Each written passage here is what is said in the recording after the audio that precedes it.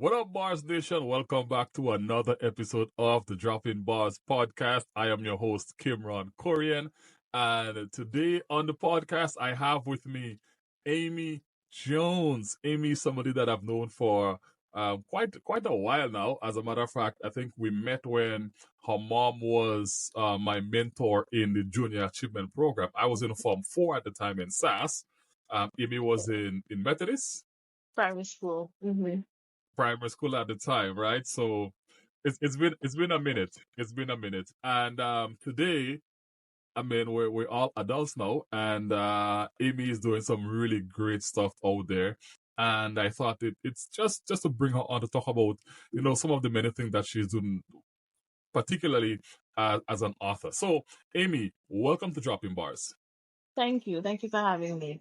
It's a pleasure to be here. And as we jump right in, when how do you introduce yourself? Like who is Amy Jones? Okay. So I am from the big parish, St. Andrew. I am a counselor, school counselor by profession, but I'm also an author. I do tutoring, everything to do with education, creative writing. Could find me there. I'm a poet also. Now and then do performances, not as I used to before, but that's a little bit about me.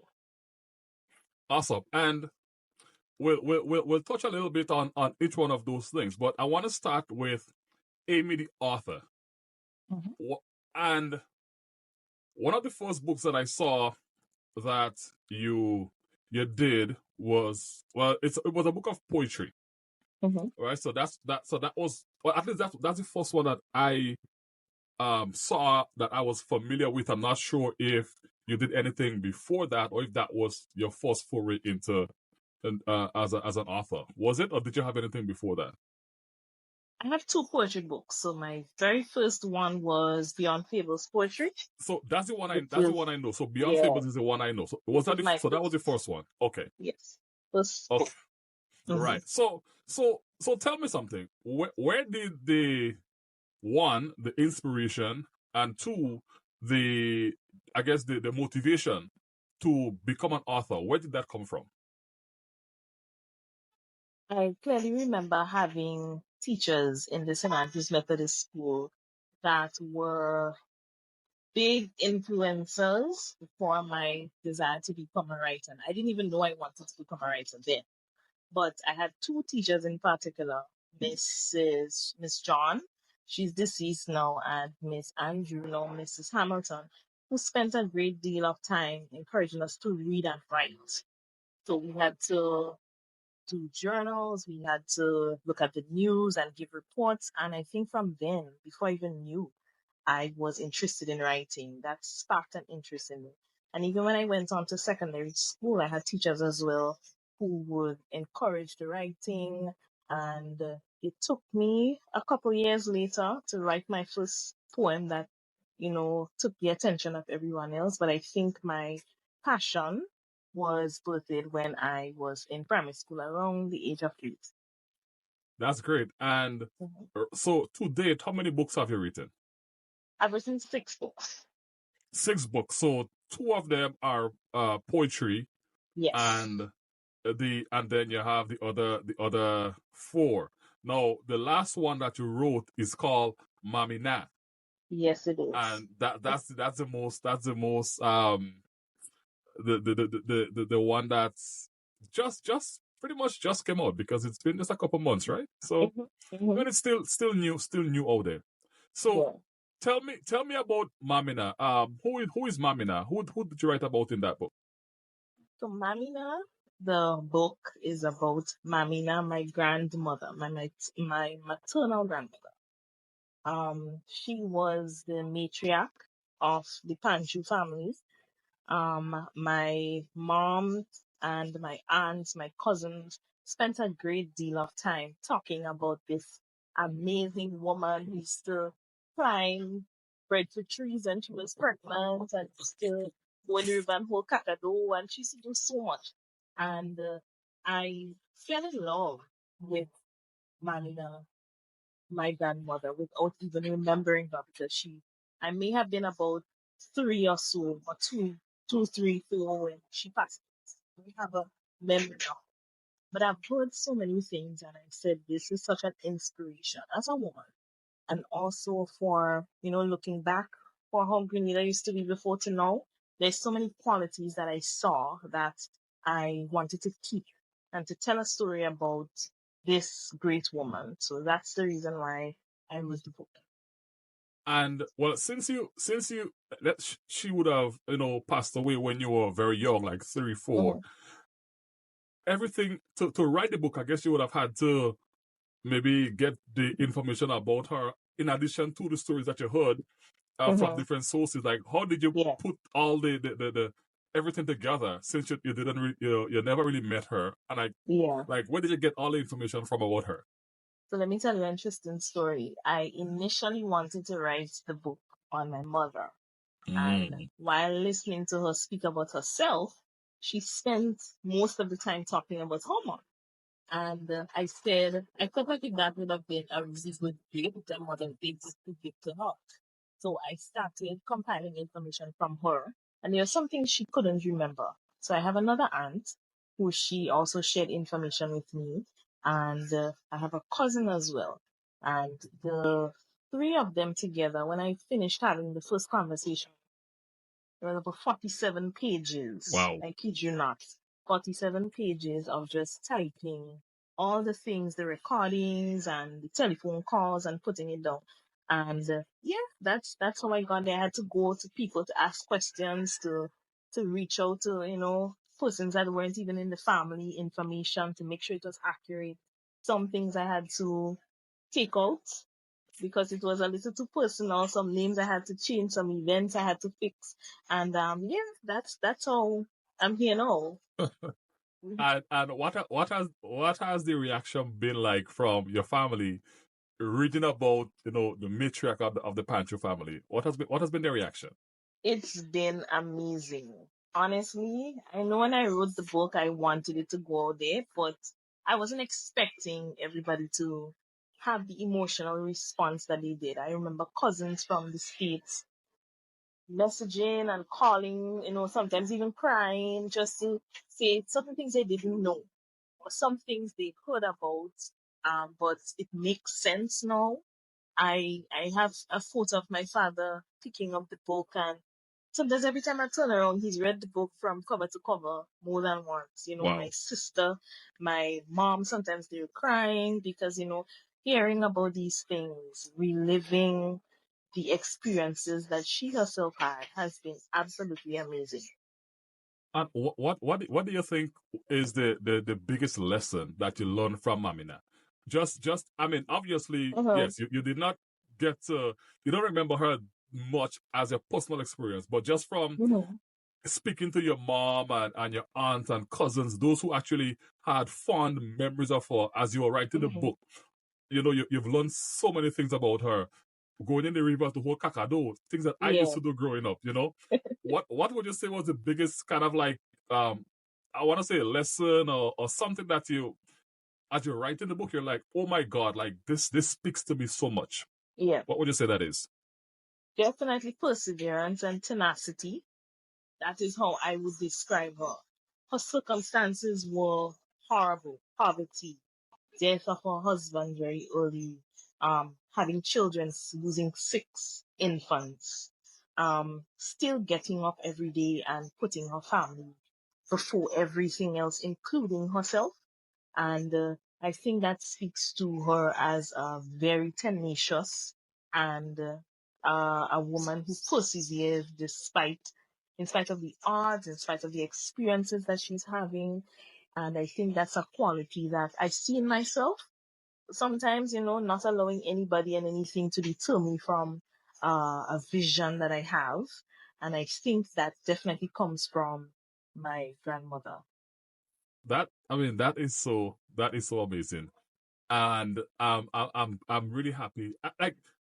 You're talking about her, and it's even the emotions. Like Yeah. I'm feeling the emotions coming through you, and I'm feeling it as Hmm. well. And it's just so great that her legacy is now going to live on through. this For book sure. through this gift to your family. So that is totally amazing. And I'm pretty sure it's also a gift to everybody who reads it, because they would also, see the strength of a woman coming through this your book. So I mean, kudos to you on that, and I mean, well done for telling the story of Thank of your you. grandmother. There are so many powerful stories of men and women, our grandparents, our great grandparents, who have done like amazing stuff, and Hmm. there is no one that to really tell their story. So I'm really glad that you took that initiative to tell the story of your grandmother, even though it started with trying to tell the story of your mom, and then Yeah. the story of your mom became the Evolved. story of just evolved. Yeah. That's really good. So now, one of the things, I know that you're part of the like a Grenadian Authors Association. Hmm. Tell me about that, because I know there are other authors apart from yourself within the Grenadian society that are also doing like really great work, have written great pieces. Tell me about your work there, and what's happening with that association or organization. Yeah. So it's the Grenadian Published Authors Inc. It was officially started 2019, but established in 2022. So we're rapidly growing group. I think through that we've been able to realize that there are many individuals that are authors in Grenada. And what I see the purpose of the Published Authors Group is the desire to have local authors known also, but also getting our books into more literature in our country and also in our schools. Because sometimes when you think back, even you in classes, you maybe might think of Merle Collins only as a Yes. Grenadian writer, uh, maybe Jacob Ross, but there's so many other people. So I am always encouraged by the other authors to keep pushing our literature into our schools and into more of our community. So that's where you would find us more so in our pop-up book sales. We usually have events ever so often, go to a different parish or some idea we just have to go to sell our books and get them out there. So that's why we're here and that's why we're functioning. Awesome, awesome.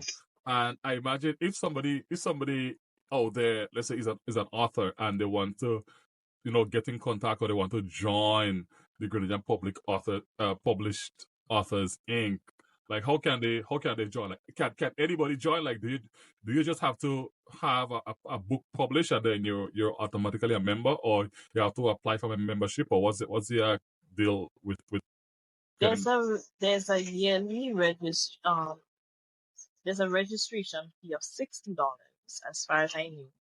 And you reach out to our director, Mr. David Ambrose, or one of the other directors.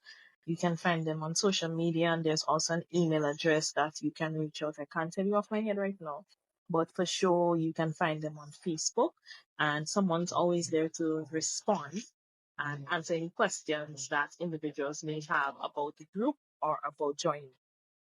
Okay, well, Mhm. that's good to know. So, talk to me about, as you, not just MAMMY NA, but eh, when you're writing, like, what kind of, I guess, stumbling blocks do you have to overcome in order to really complete Uh-huh.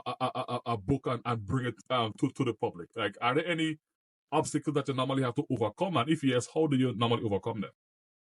Definitely writer's block.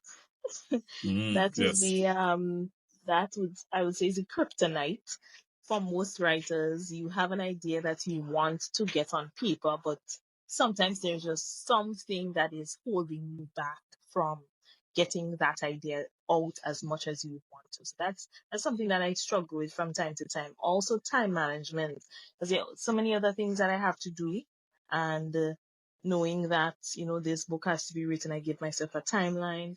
I have to always find ways and means to set aside time to write while still doing my day-to-day job or activities that I have to do.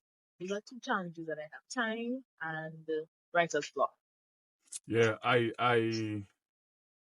understand where you're coming from on that piece. I mean, I am not an author. I haven't written a book per se, but I have had a book idea in my head for forever and ever. I have Mm-hmm. the title and everything. It's called uh, The Gift of Poverty: How Being Born Poor Can Be the Competitive Advantage You Need to Succeed.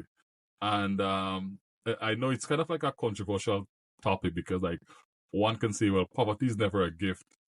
Mm-hmm. But it was, well, the idea is I'm going to write a book, where I can show that my circumstances, growing up did not deter me or did Right. not hinder me from becoming the person that I am today. And it's quite possible that because of my circumstances, from growing up and stuff like that, not being like you know having a lot of like financial resources or other resources, that did not really stop me from anything. So it's possible that maybe if I had it, who knows, maybe may not have been as ambitious and driven as I am Right. today. So it's kind of like along that line, and kind of Mm-hmm. like just telling the stories of me and the different stages that I had to go through, and like kind of like how I overcame them to get to where I am. But I have not been able to lift a finger on that. Maybe one day I will get on it and join Definitely. become a Grenadian published author as well. Who knows? Definitely. Just maybe. Okay, so now, if like, what kind of encouragement can you give to, let's say, people like myself, Mm-hmm. or just young people, maybe not even like me, but like young people who are in maybe secondary school, primary school, who have that desire maybe to write a book of poetry, write a novel, write a biography of somebody, a young Amy who Mm-hmm. got that itch to write from when she was in primary school. What kind of encouragement can you give to such a young person? I would say what was told to me some years ago by someone, to never stop writing and to go for what I want.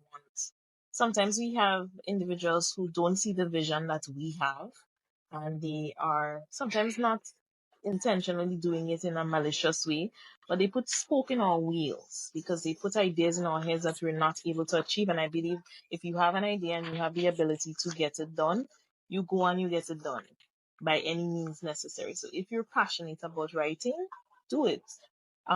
Link with the right people who would be able to, give you the right resources that you need. Networking is essential.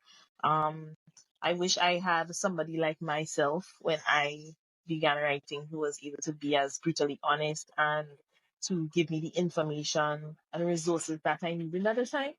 So I would encourage you to find the right people. And when you get to the point where you are interested in writing or publishing a book, go for it.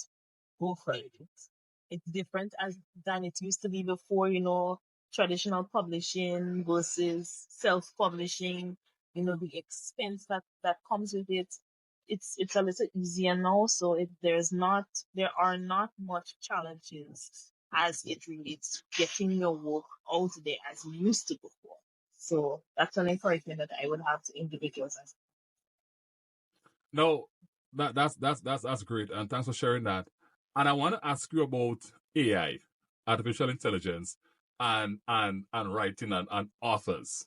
Now, I am a big proponent of generative AI and its use in well. business, but I have seen people using AI generated work and passing it off as their own writing, or some people are actually writing books that Yeah. are fully written by artificial intelligence. They maybe give it a prompt and whatever.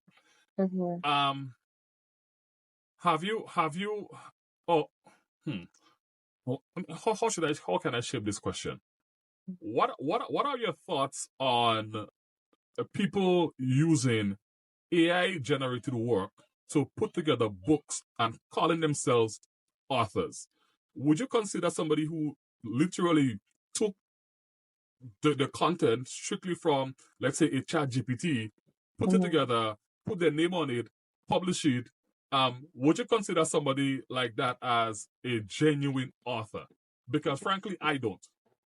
Yeah, I wouldn't say a genuine author, because I mean writing is a skill, and it's also it takes more than just putting a prompt out there. It takes a lot of ideas coming together, sleepless nights formulating your thoughts. So I mean, if you're taking something straight off the internet or those AI platforms as written work and passing it off as your own, then of course it would be like that. However, I would say when it comes to images, I'm for them. So not the written elements. And if you check online on Amazon, it does, when you self-publish with a publishing company, KDP, it does ask to specify if parts of your content in terms of your images and everything are generated images that you were able to formulate from them. And I am for at least some elements of AI images. So the cover of this is actually a prompt that I gave. And the reason why I love it so much is it is it is almost as if it was taken straight from my mind, as I saw my grandmother, my aunt, my mom, the little one there, my uncle, and another aunt at the back. So there's some aspects of it. If you are honest enough to see that, these elements are, you've been getting assistance for it in that regard, then go for it. But the written part of it, I feel, takes away from the genuinity of it. And of course, some people may disagree in terms of the artwork, because we have illustrators who are working as hard as we are as writers. They themselves may feel as if it is taken away from them. But I say everything that you do in the right way, and in a position that does not jeopardize the work of somebody else. Right. No, I completely agree with you. Because I have had a problem with people. Pretty much, you enter a prompt in AI, you get a book or a booklet or whatever it is, and you take it wholesale. Mm-hmm. You don't do any, you don't add anything to Right. it. You read through it, it sounds good, so you just put it out there and you say that's your work. I wrote this. To me, that's wrong. No, no, you spoke about no. Okay, so no. Before I touch on the images that you spoke about, if for instance you were to take, because something that I do when I'm doing my writing, like I would write, let's say I'm writing a blog post, I will write the blog post in its rawest form. So I will write it and then I will take it and put it into like a chat GPT and say, hey, I want you to fix this up for me and check all the grammar, make it sound Mm-hmm. a little better, whatever. Now, in a case like that, that's my work. And Right. I am not an AI assisted person putting this together. So AI didn't write it. I wrote it and I'm using Mm-hmm. AI. So now I don't have to go and hire an editor anymore to like check the grammar, do whatever for me, to maybe fix this phrase, make this song a little better. I have AI for that, and that takes me like less than 5 minutes. So in a Okay. case like that, I'm like, all is well and good. But I think that when you just take it wholesale and say, Mm-hmm. I wrote this, then that's I have an issue with that. Now for the image side of things, I think that, you see, with the image now, it's a little bit different because no, I have to be the creative one to come up with to know exactly what I want to tell Mm-hmm. the AI tool, whether it's DALL-E 3, Mid Journey, whatever, to tell them exactly what I want. And Right. so now the creative person in this case is the human, is me, because Mm-hmm. the AI cannot just, I would say, like I would say, okay, write a story for me about XYZ. And it will go ahead and write a story about XYZ and it will put in all its details and say whatever. With an image, know you have a specific image in mind that you want. So now you have to tell it, okay, I want an image of um a grandmother, a mother, and a child standing in front of a Mm-hmm. house, Yeah. this way, that way, that way. So now the creative force in this one now is the human. Mm-hmm. All right. So Yeah. in that way it's different. No, where it's going to become tricky, or where I would not accept, is if you were to say to somebody, I designed that picture, Yeah, for sure. right? So And you know if you're somebody not else, an illustrator. exactly. So if you say I designed that picture, or you put that picture in some kind of contest as a designer or an Right. illustrator, trying to Mm-hmm. pass it off as your work, then no, that becomes a challenge for me. So Mm-hmm, mm-hmm. because I've seen like a lot of people talking about artificial intelligence and how AI is disrupting authors and the creative industries and so on and so forth. And if you follow my work online, you will see I am a big Yeah. proponent of AI. I push generative AI all the time. I'm just saying Mhm. we need to be responsible AI users. And I just wanted to hear Of your thoughts course. on how you think, or what do you think about AI and being an author.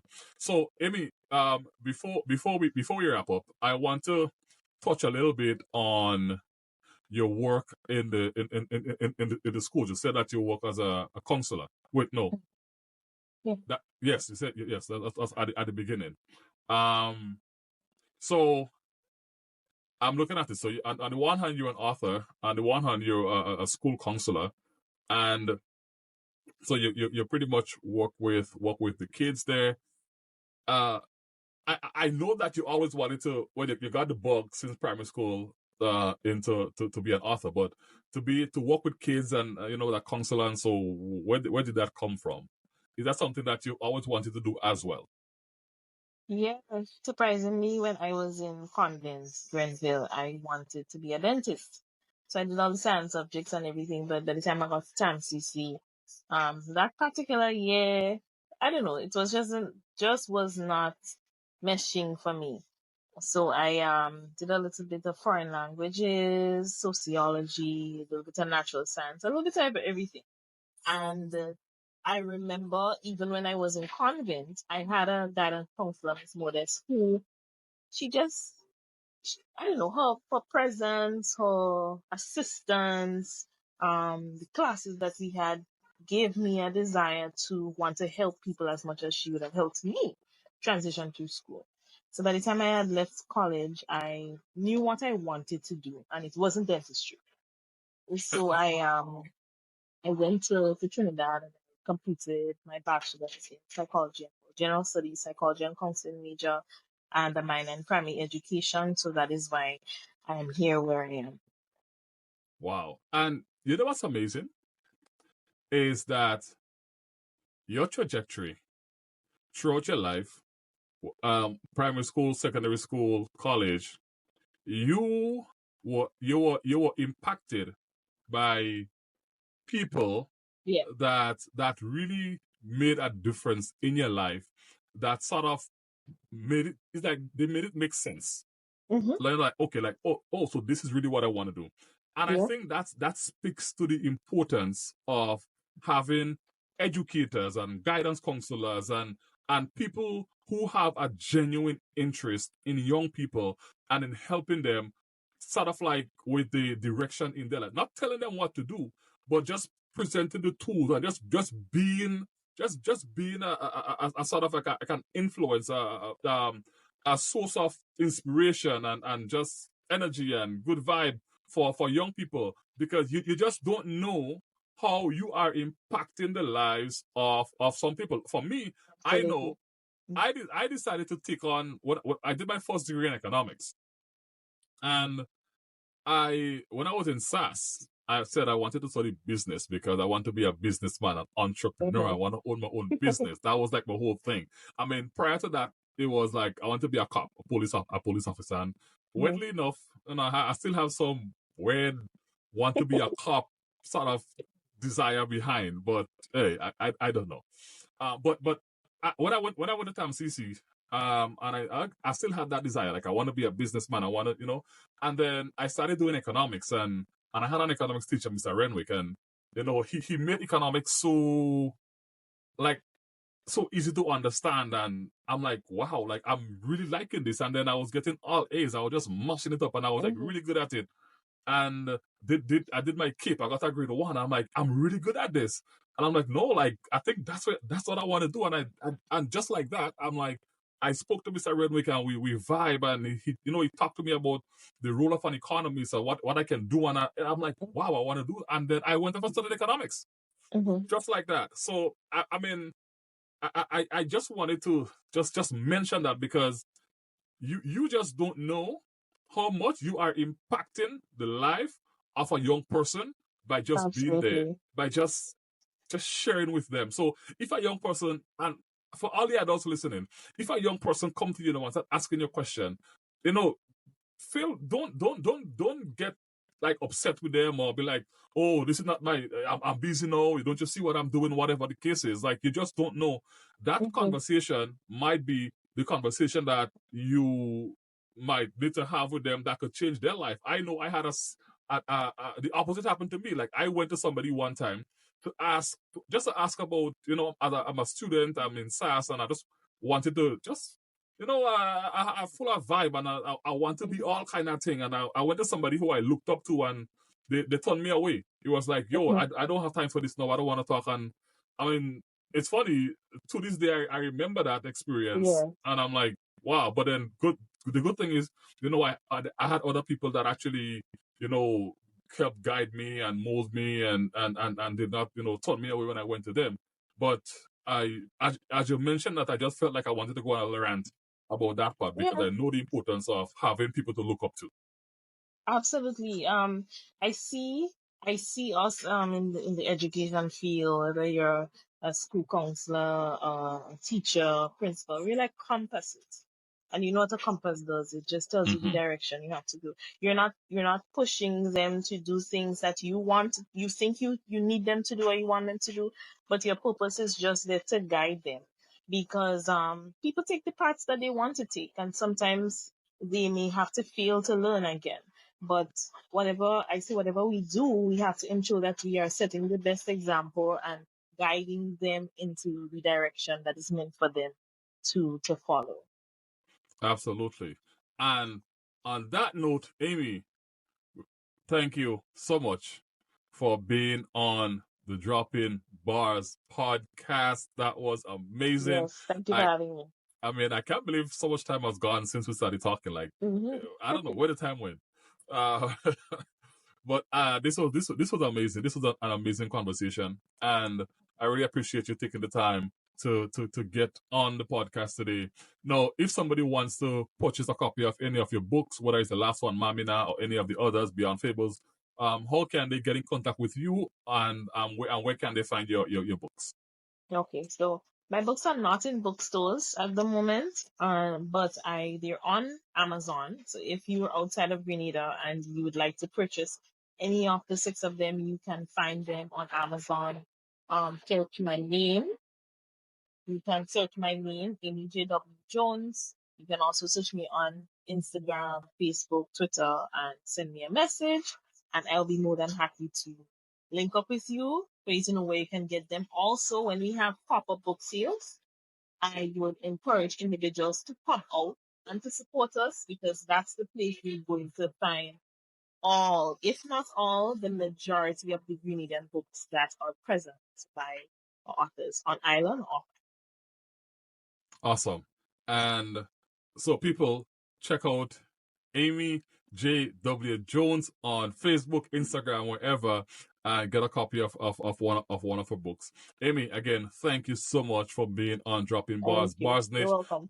Bars Nation, thank you for tuning into another week of the Drop-In Bars podcast. Don't forget to like, subscribe, and share this podcast wherever you're consuming it on, whether it's Spotify, Apple Podcasts, Google Podcasts, YouTube, wherever. Like, comment, and share. And leave a positive review if you're getting value from it. So, Boss Nation, thank you so much for being here, and see you next week.